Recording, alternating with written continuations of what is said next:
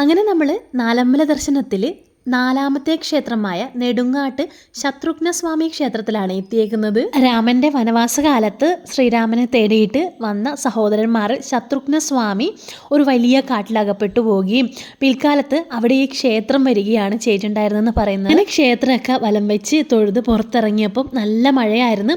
ഇവിടുന്ന് ഞങ്ങൾക്ക് പായസം കിട്ടി കേട്ടോ, നല്ല മധുരമുള്ള പായസം ഉണ്ടായിരുന്നു. അപ്പം അതൊക്കെ കഴിച്ച് കുറച്ച് സമയത്തെ ഫ്രണ്ടിൽ ഇതുപോലൊരു കുളമൊക്കെ ഉണ്ട്. കുറച്ചങ്ങ് മാറിയപ്പം നമ്മളിതേ തിരിച്ച് ശ്രീരാമസ്വാമി ക്ഷേത്രത്തിലാണ് വന്നേക്കുന്നത്. നമ്മുടെ നാലമ്പല ദർശനം പൂർത്തിയാവണമെങ്കിൽ തിരിച്ച് ശ്രീരാമ ക്ഷേത്രത്തിൽ വന്ന് തൊഴുത് പ്രാർത്ഥിക്കണം എന്നാണ്. അമിതമായ ദൈവവിശ്വാസം കൊണ്ട് മാത്രമല്ല കേട്ടോ നമ്മളിങ്ങനെയൊക്കെ പോകുന്നത്. നല്ല മെമ്മറീസ് നമുക്ക് ഓരോ സ്ഥലത്തു നിന്നും കിട്ടും. അത് അമ്പലങ്ങൾ മാത്രമല്ല, പള്ളികൾ മാത്രമല്ല, എല്ലായിടത്തും. അപ്പോൾ യാത്രകൾ ഇങ്ങനെ ചെയ്തുകൊണ്ടേയിരിക്കുക. അപ്പം നമ്മളിതേ തിരിച്ച് വന്നപ്പം ശ്രീരാമസ്വാമി ക്ഷേത്രത്തിലും കഞ്ഞിയൊക്കെ ഉണ്ടായിരുന്നു. അതൊക്കെ കഴിച്ചതിന് ശേഷമാണ് കേട്ടോ നമ്മുടെ ഈ ഒരു യാത്ര പൂർത്തിയായത്.